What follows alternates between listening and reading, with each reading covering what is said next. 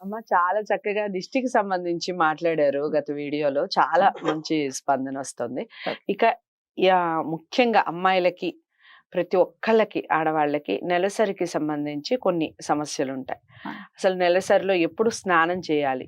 మనం నెలసరి స్టార్ట్ కాగానే స్నానం చేయాలంటారా? ఆ! లేదా అయిపోగానే స్నానం చేయాలంటారా? ఆ! ఆహ్, ఆ టైంలో అసలు ఎలాంటి బొట్లు పెట్టుకోవాలి? ఏ విధంగా ఉండాలి? ఒక అమ్మాయి లేదా ఒక స్త్రీ ఏ ఆ! విధంగా ఉండాలంటారు ఆ టైంలో ఆ 5 రోజులు చెప్పండి? ఆ! ఈ రోజులలో కాలేజీలకు స్కూళ్ళకి పోతుంటారు ఆ ఏజ్‌లో ముఖ్యంగా పిల్లలు. హ్మ్. కానీ వాళ్ళకి పాపం తెలిసి తెలియని అవును. వయస్సన్నమాట. హ్మ్. తర్వాత ఈ ఇంకా చెప్తున్నారు ఈ జంక్ ఫుడ్‌లు అవి ఇవి తినడం వల్ల కూడా కొంచెం తొందరగా అవుతున్నారంటున్నారు. అప్పుడు 15 ఏళ్ళు, 14 ఏళ్ళకి వచ్చేది. పాపం పిల్లలకి తెలియడం లేదు ఇప్పుడు. 10, 11 ఏళ్ళకే అవుతున్నారు. హ్మ్. హ్మ్. దాంతో వాళ్ళకు ఏం చేయాలి, ఎలా పెట్టుకోవాలని తెలియదు. కానీ పూర్వకాలం అయితే ఒక బట్ట వేసి వాళ్ళకు రెస్ట్ ఎక్కువ అవసరం అన్నమాట. కూర్చోబెట్టేవాళ్ళు. తర్వాత పసుపు, సున్నం కలిపితే పారాణిలాగా తయారవుతుంది. ఆ హ్మ్. పారాణిని చేతులకు పూసేసి 4 వైపులా కూడా వాళ్ళ బెడ్ ఏదైతే వేస్తారో ఆ బెడ్‌షీట్ దానికి రాస్తారు. హ్మ్. తర్వాత గోడలకు కూడా పెడతారు. హుహు. ఎరుపు రంగును చూసి అమ్మాయి బెదిరిపోకూడదు, భయపడిపోకూడదు హ్మ్. అనేటువంటిది ఒక ఆచారం.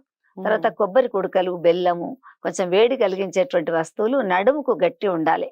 తర్వాత ప్రెగ్నెన్సీ ఉన్నటువంటి అమ్మాయి దీని మీద కడుపు మీద గోక్కున్న చేసిన గీతలు ఎలా పడతాయో హ్మ్. ఆ సమయంలో కూడా పిల్లలకు చెప్పాలి. అమ్మ ఎక్కడన్నా నీకు పల్చగా అవుతుంటది చర్మం.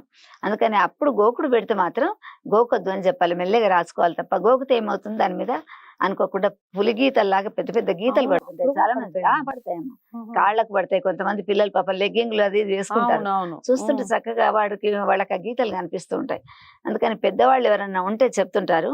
తర్వాత మొదటి రోజు పులగం పెట్టాలి, రెండో రోజు పాయసం పెట్టాలి. ఇట్లా పీట మీద పాయసం అని. ఆ పిల్లను బయటకు వెళ్ళకుండా ఎందుకంటే గాలి, ధూళి ఏదైనా సోకుతుంది అని చెప్పేసి అంటారు. ఈ రోజులలో తొందరగా కాగానే తెల్లవారి స్నానం చేసి పంపిస్తున్నారు.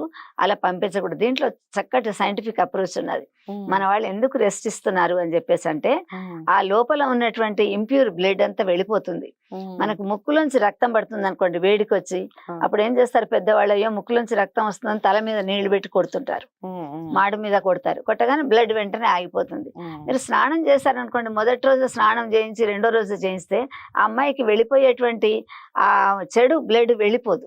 హ్మ్. బయటకు రక్తం హ్మ్. వెళ్ళిపోదు. హ్మ్. వెళ్ళిపోక లోపట క్లాట్ అయ్యి, పీసెస్ అయ్యి, ఆ అమ్మాయికి మళ్ళీ అయినప్పుడు కడుపులో నొప్పి అలా వస్తుంటది. అయ్యో! అందుకని హ్మ్. 3 రోజులు పూర్తిగా ఆ అమ్మాయికి రెస్ట్. రెస్ట్ ఇవ్వాలి. తర్వాత ఆ వెళ్ళిపోయేటువంటి ఇంప్యూర్ బ్లడ్ అంతా వెళ్ళిపోవాలి. హ్మ్. హ్మ్. 4వ రోజు పొద్దున్న లేసిన తర్వాత ఆమెకు తలస్నానం చేయించాలి. హ్మ్. అప్పుడు ఎందుకంటే 4వ రోజు వరకు తగ్గుతుంది బ్లీడింగ్ కాబట్టి, అప్పుడు తల మీద నీళ్లు పోస్తే ఏం గాదు. హ్మ్. చాలా మంది ఈరోజు చేసేటువంటి తప్పు పని ఏంటంటే, మొదట అట్లా అయ్యి కాగానే అనుమానం రాగానే వెళ్లి స్నానం చేస్తున్నారు. హ్మ్. స్నానం చేస్తే పర్వాలేదు గానీ తల స్నానం చేయకూడదు. హ్మ్. తల స్నానం చేయడం ఎందుకంటే, ఇంట్లో ఉన్న ఏదైనా తగులుతామేమో, ముట్టుకుంటాం, దేవుడివి అవి ఉంటాయని భయానికి చేసేస్తున్నారు. తలస్నానం పెద్ద, చిన్న చేసేస్తారు. అందరూ హ్మ్. చేస్తున్నారు. హ్మ్. కానీ అలా ఎప్పుడు కూడా చేయకూడదు. హ్మ్. హ్మ్. ఇంకొకటి ఏమడిగారు? బొట్టు. బొట్టు. బొట్టు పెట్టుకోవడం అనేటువంటిది వాళ్ళ వాళ్ళ ఇలాచారాలను బట్టి ఉంటుందమ్మా. హ్మ్. బొట్టు అన్నది ఏం లేదు. మామూలుగానే పెట్టుకుంటారు. మామూలుగానే తయారవుతారు. కానీ అక్కడికి ఆడవాళ్ళే రావడం, ఆ అమ్మాయికి బెల్లము కుడకబెట్టడం, హ్మ్. తర్వాత ఆ అమ్మాయితో మాట్లాడడం, కొన్ని చెప్పాల్సినవి ఉంటాయి. కౌన్సెలింగ్ ఇచ్చేటివి ఉంటాయి. హ్మ్. మగవాళ్ళ ముందర, హ్మ్. పిల్లల ముందర అన్నలు, తమ్ముళ్ళు, బాబాయిలు ఎవరో తిరుగుతుంటారు. కానీ ఆ అమ్మాయిని సెపరేట్ గదిలోనే కూర్చోబెడతారు. హ్మ్. పెద్దవాళ్ళు ఎవరైనా ఉంటే ఆమెకు కాపుగా కూడా ఉంటారు. తర్వాత చెప్తుంటారు ఇలాంటి విషయాలమ్మా. హ్మ్. గోక్కోవడం వద్దు దాని మీద. గీతలు పడతాయి, చేస్తాయి. హ్మ్. జాగ్రత్తగా ఉండు. ఏదో జాగ్రత్తగా పుల్లలు తెంచకూడదు ఇలాంటివి గూడా చెప్తారు గదమ్మా! నేను విన్నానది కూడా. కావచ్చు మరి. నిజమంటారా?